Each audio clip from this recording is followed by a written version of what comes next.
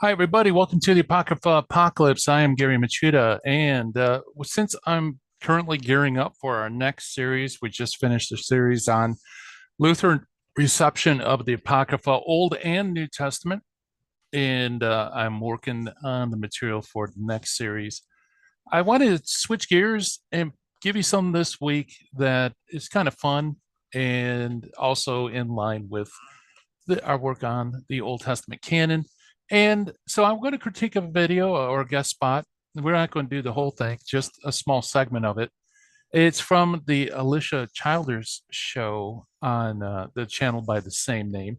She's evangelical focuses on so-called progressive Christianity, and she had a couple of scholars on her show to talk about the amazing story of how we got the Bible with Dr. John Meade and Dr. Peter Gurry. And so Gurry is a New Testament scholar. Meade is an Old Testament scholar. We've actually did some critique of what he said on the Gavin and Ortland show a while back on this channel. So he gives a little bit of a presentation on how the Old Testament canon began and how you get the Protestant canon. So fasten your seatbelts, folks, because the Apocrypha apocalypse begins right now.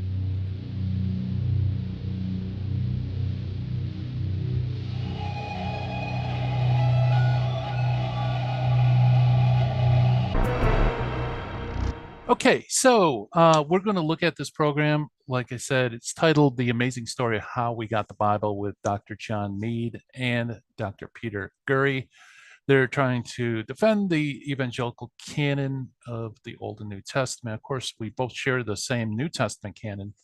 Old Testament canon is Dr. Meade's wheelhouse, and he does good work. I like John Meade. I think he presents himself in a very dispassionate way.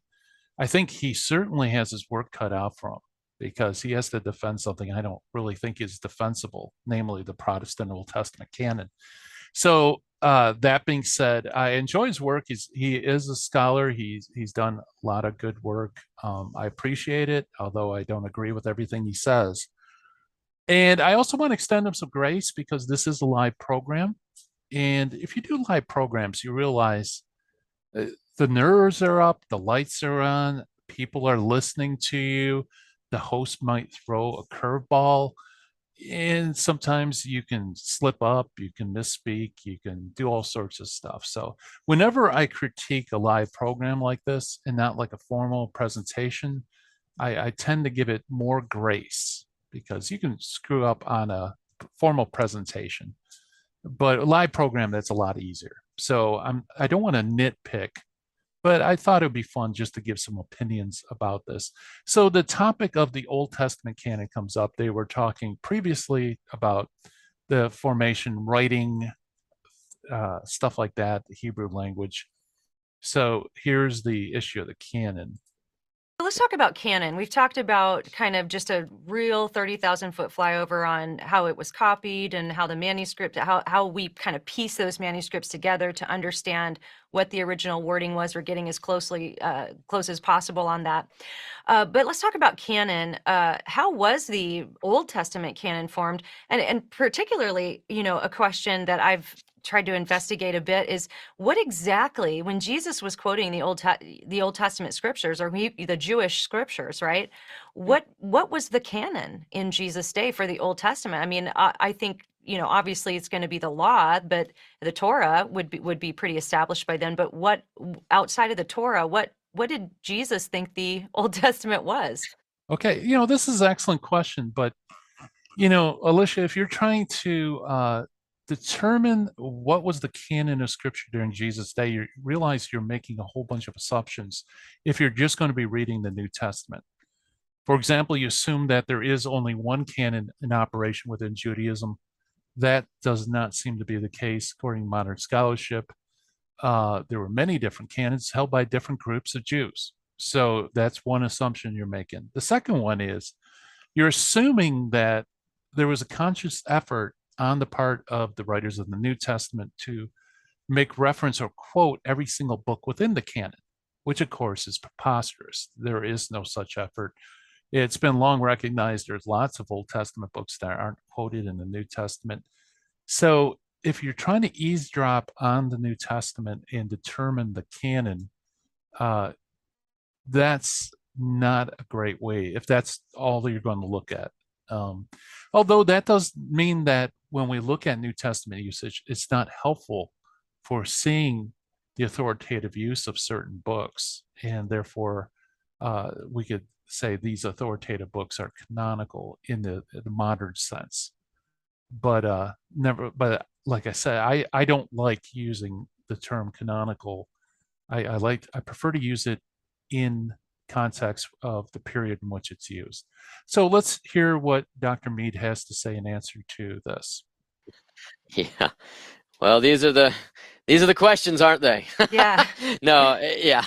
So the earliest period, in fact, it might help to work backwards to answer Sure. that question, because I think we can say something about that, but we need to work backwards. So the first clear indicator of a Jewish canon comes from the Jewish historian Josephus in a work entitled Against Apion, which we think was written around 100 AD. Okay, so not much after the time of Jesus and the apostles, but it is after Jesus and the apostles. Okay, and it's the first clear statement. He says that Okay, well, again, there's my pet peeve, right? Because he's saying there's a clear, unmistakable Jewish canon that's being presented by Josephus.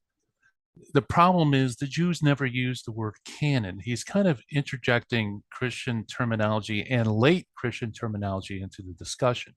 It's true the word canon was used by Jews and is used in the New Testament even, but it doesn't refer to the contents of sacred scripture. That doesn't occur till much later, a couple hundred years later in church history with Athanasius. At least that's the first known instance of the use of that term for the contents of scripture. So when he's saying that Josephus gives a canon, there's a lot of terms that aren't, what do you mean by canon? And of course, Josephus doesn't call his enumeration a canon. So this is very interpretive to begin with. So let's see what Dr. Meade says about this canon. All of the divinely inspired books amount to only 22 books. Okay, where in Against Apion does Josephus say that there are only 22 inspired books? I want you to read. Now it's book 1, and just read from 1:1 all the way to, let's say, 42. Okay? You won't see such a declaration. He doesn't say that the 22 are the only inspired books of the Jewish thing. So this is, I think, a misrepresentation. The only thing I could think of is perhaps Dr. Meade is working on an archaic text, probably maybe even William Whiston's English translation, because there is an interpolation that was incorporated into that text where Josephus supposedly says that they're rightly believed to be divine. And this has thrown off people for hundreds of years. In fact, I think I probably will do some more videos. I might even do a video just on the Whiston translation, because it threw so many people off and it frames the whole discussion that Josephus has in Against Apion in a way that's very different than what the actual text says. So I think this is a gross misrepresentation of Josephus. I think his misunderstanding is eliminating inspired scripture. Now, if he did that, then yeah, he's doing what we would call today proposing a canon. But he doesn't. And if you read Against Apion, you won't find any indication of that. Okay. Now, some of you are going, whoa, 22 books. There's 39 books in my Old Testament. So how did Josephus get to 22? Well, actually, I think the 22 are equivalent to the 39 books of our Old Testament. Okay, so notice he says, I think. So he's proposing his opinion. How do you know, Dr. Meade, that that's true? Right? Do you know it from Josephus? Does Josephus actually say this? No, he doesn't. And this is a very big problem within Protestant scholarship for those who want to make Josephus give a canon and make that canon square with the later rabbinic canon. Is in the world do you get those books down to the number 22? But it's possible, okay? If you combine certain books, you can get it down to 22. But there is a problem. Number one, Josephus's description of those books makes it very difficult to square that with the traditional 22 computation.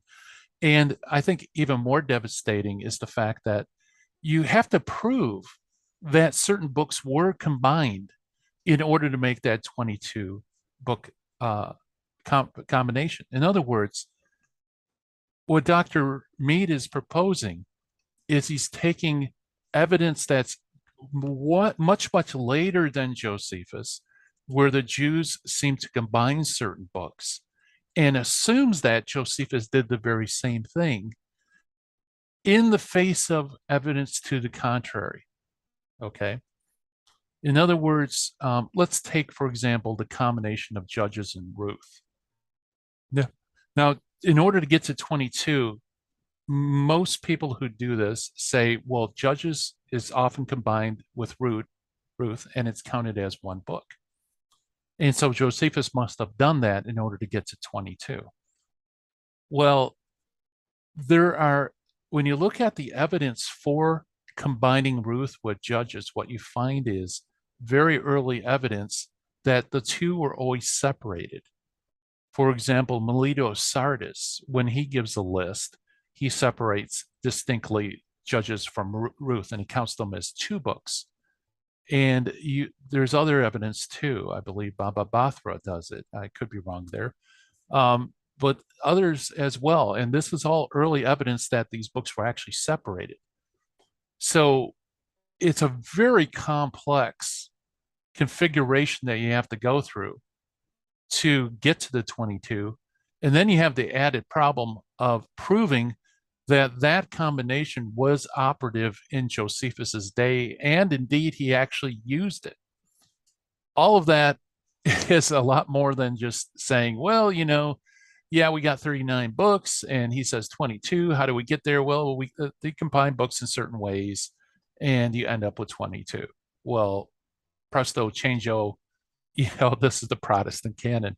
The problem is actually proving that. And Protestant Jewish scholarship in this area, there's many different views, many contradictions. Some believe Josephus leaves out books. They disagree on which books are included, which ones are left out, which books are combined, which books aren't combined. We don't know. It's just pure guesswork. So let's continue here.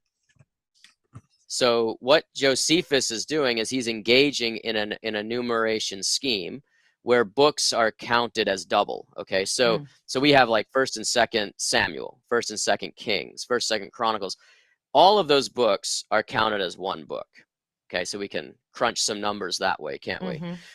Books like Lamentations, too small to be reckoned as their own book, they are added to Jeremiah, you see, and counted with Jeremiah as one book. Ruth works similarly. Ruth was counted with Judges as one book.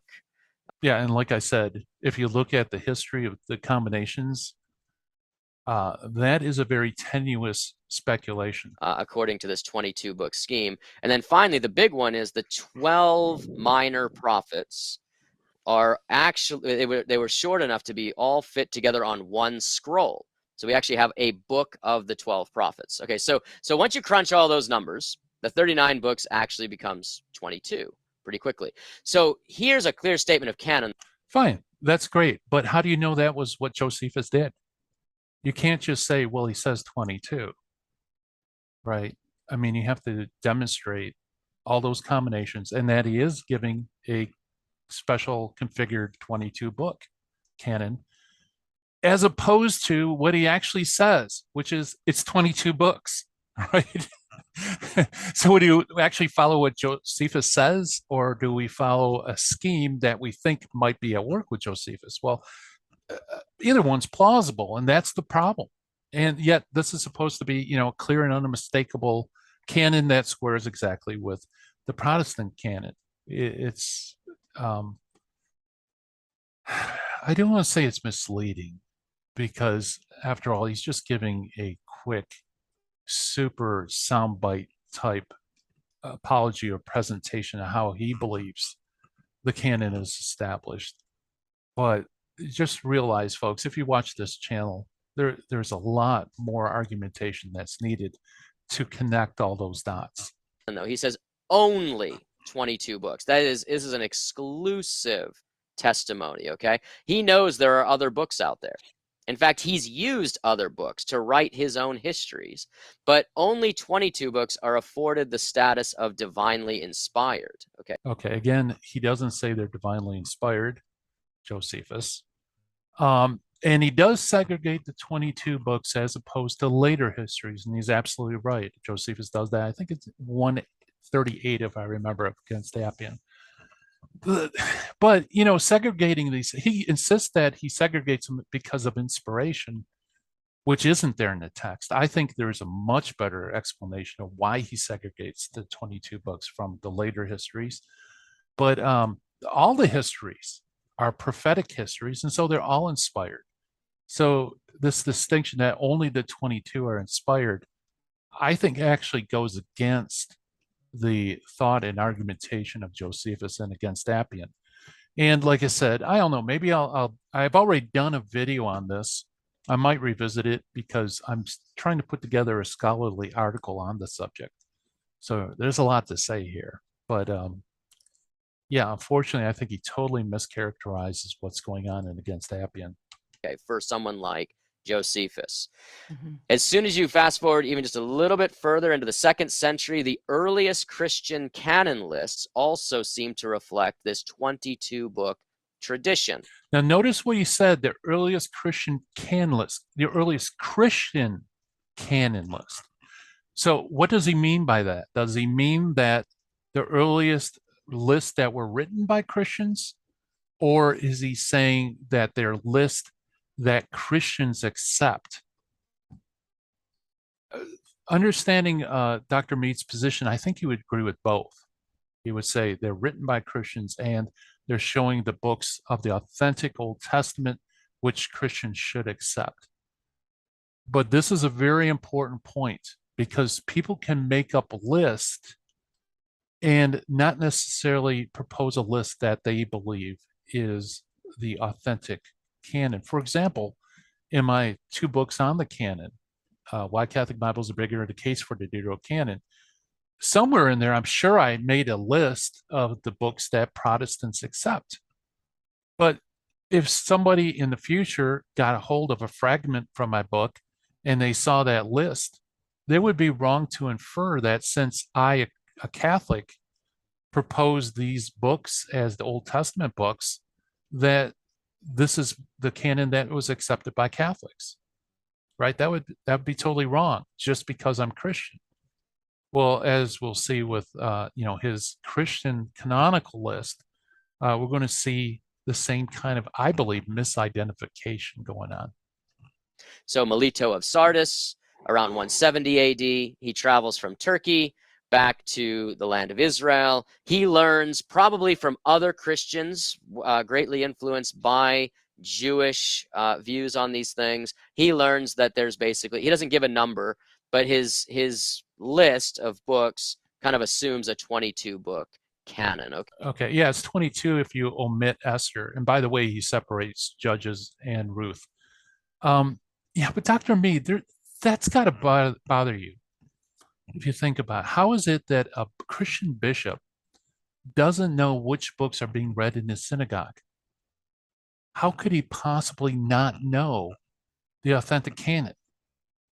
And why did he travel all the way to Palestine? Aren't there Christian churches all along the way? Couldn't somebody tell this venerable bishop which are the authentic book? Why go to Palestine, right? It doesn't make sense.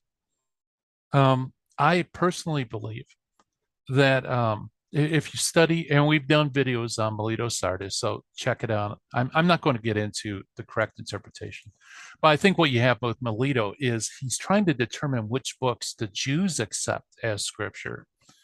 And since there apparently was some controversy or uncertainty as to which books, he decided to travel to Palestine to kind of hear from the horse's mouth. I think that makes a lot more sense than a Christian bishop not knowing which books are read in his own church. Apparently, all the neighbors don't know which books are read in their churches. Apparently, all the churches from Sardis to Jerusalem don't know which books are being read in the churches until he gets to Jerusalem. Then they know. And then the canon they give you actually omits Esther. Okay. So that tradition is really strong. Okay. But does it tell us what Jesus had? This is the question.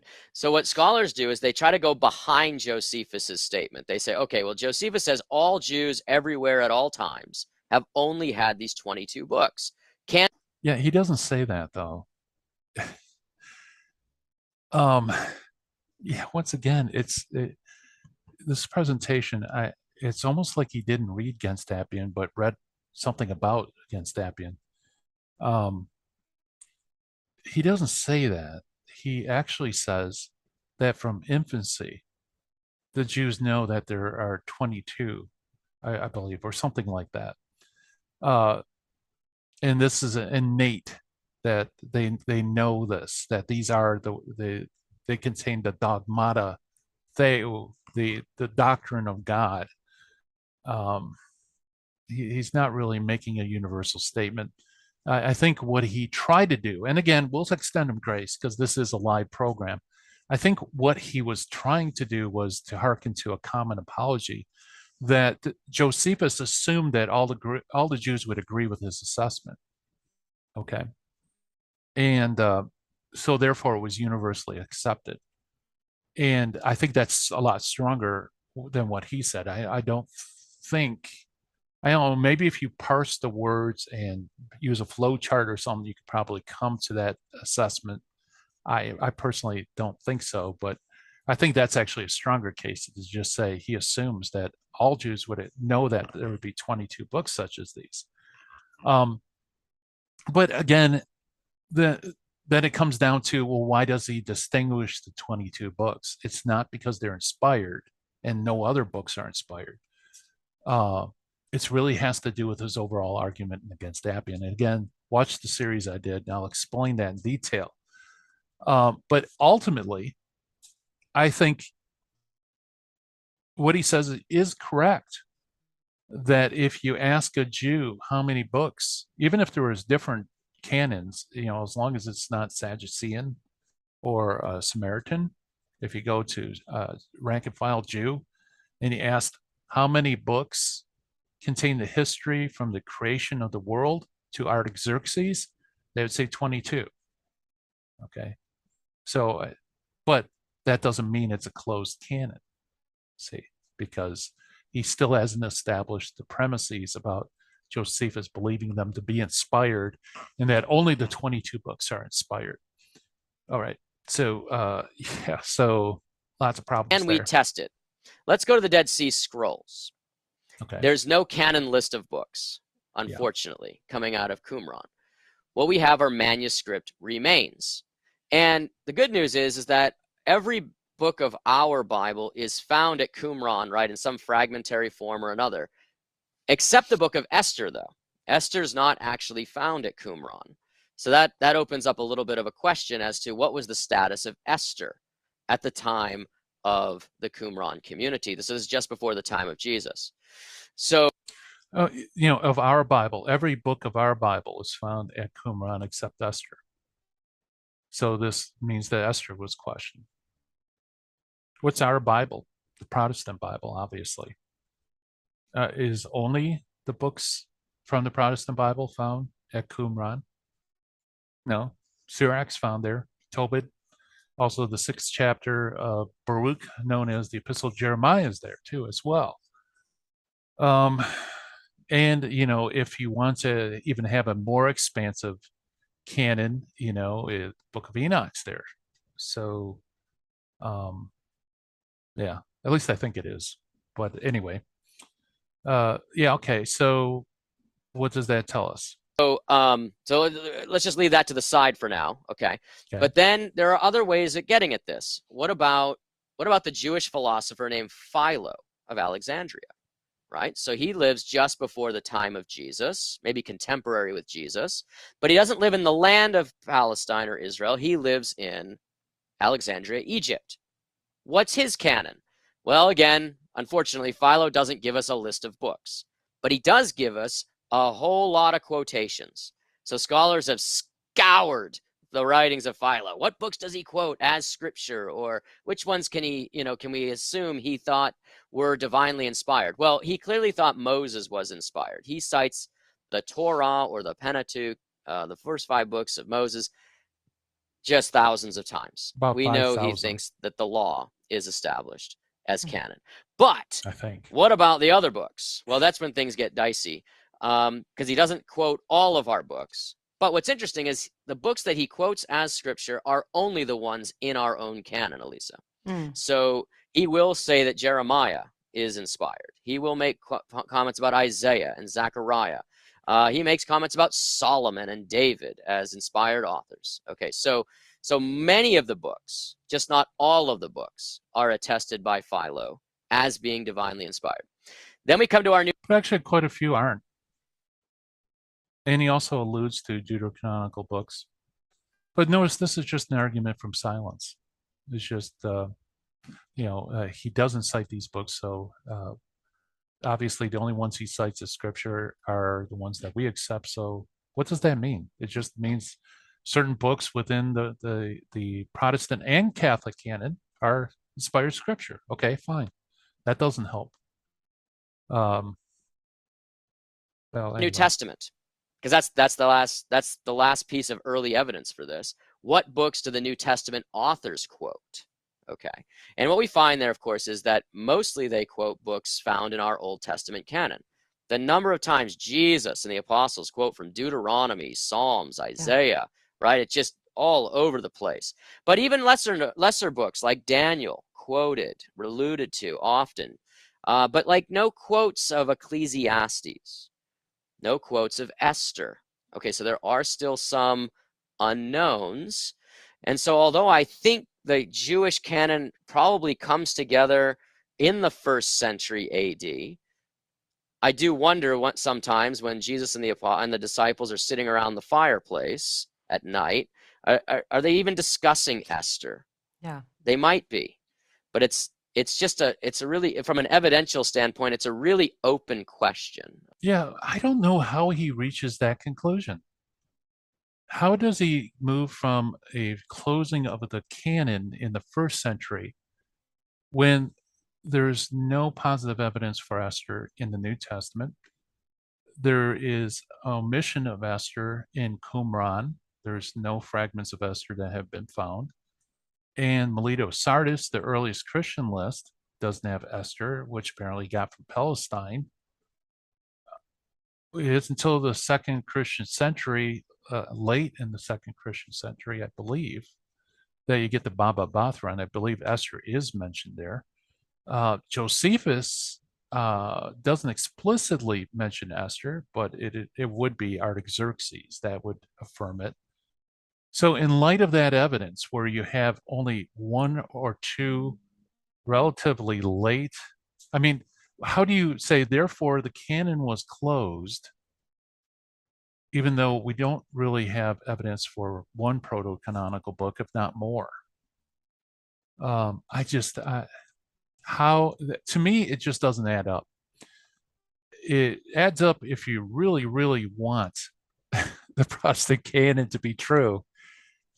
But if you don't start from that premise and it's just an open question, I think you would have to say that there's evidence that at least Esther did not formally and universally find its way into the canon until very late.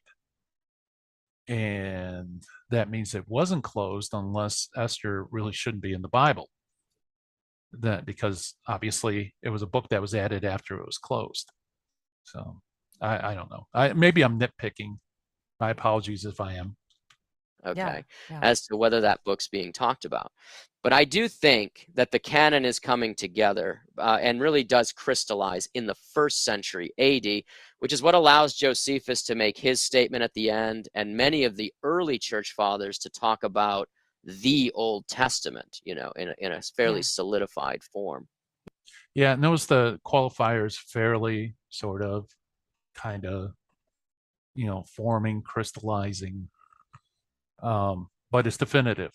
Why? Because Josephus gives the 22 book canon. And of course, Josephus doesn't call it a canon. He doesn't segregate them because they're inspired. Yeah. Well, anyway, very interesting video. Like I said, I honestly, I like John Meade's approach. I like his demeanor. I read his stuff, and I think he's done homework. This isn't a man who is ignorant of the facts. But man, this summation I think is terrible. Not accurate at all. And don't believe me, folks. Don't believe me. And don't believe Dr. Meade. The book Against Appian is available free online. Unfortunately, usually the free ones are the Whiston translation. If you can, try to access the Thackeray translation. This is the translation that was used in the Loeb Classic Library. It's got a better critical text, and read that if you can get a hold of it. I'm sure it is out there for free as well.